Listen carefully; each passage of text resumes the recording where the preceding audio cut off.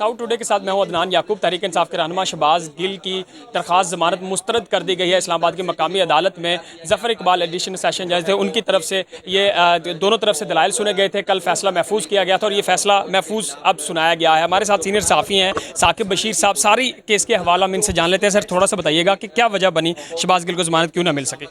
अभी जो तहरीरी वजूहात हैं वो तो थोड़ी देर बाद सामने आ जाएंगी कि वजूहात क्या बनी हैं, लेकिन अमूमी तौर पर यही होता है कि जो प्रोसिक्यूशन का वर्जन होता है उसको जब अदालत तस्लीम कर लेती है कि अदालत ये समझती है कि प्रोसिक्यूशन जो कुछ कह रही है कि शहबाज गिल के ख़िलाफ़ इस स्टेज पर इतने शवाहिद इतने सबूत मौजूद हैं कि उनकी ज़मानत नहीं बनती, इस स्टेज पर उनको रिहा करना नहीं बनता और उनके ख़िलाफ़ जो है वो मुकदमा जो है वो आगे बढ़ाना चाहते हैं। तो कल प्रोसिक्यूशन ने जो वर्जन अदालत के सामने रखा था, कुछ शवाहिद भी थे, तफ्तीशी अफसर का जो रिकॉर्ड था वो भी था, कुछ ज़िमनियाँ थी जो ज़िमनियाँ जो है वो शेयर नहीं की गई, पब्लिक नहीं की गई।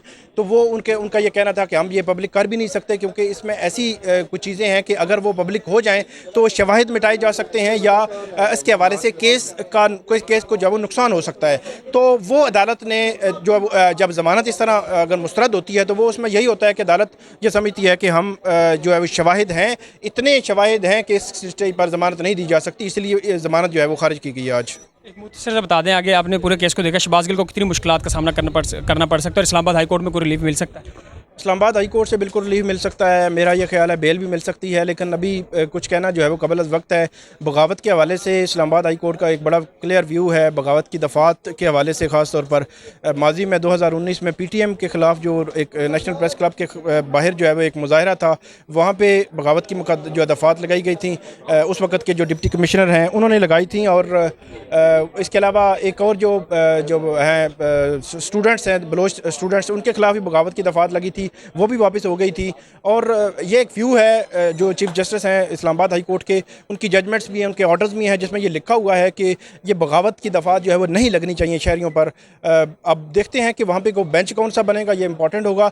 अगर उस बेंच के हिसाब से ये डिटरमिन करना आसान होगा, अंदाज़ा लगाना आसान होगा कि केस किस तरफ जा सकता है, क्या रिलीफ मिल सकता है या नहीं मिल सकता। मेरी नज़र में इस्लामाबाद हाई कोर्ट से शहबाज गिल को रिलीफ मिल जाएगा। Thank you so much.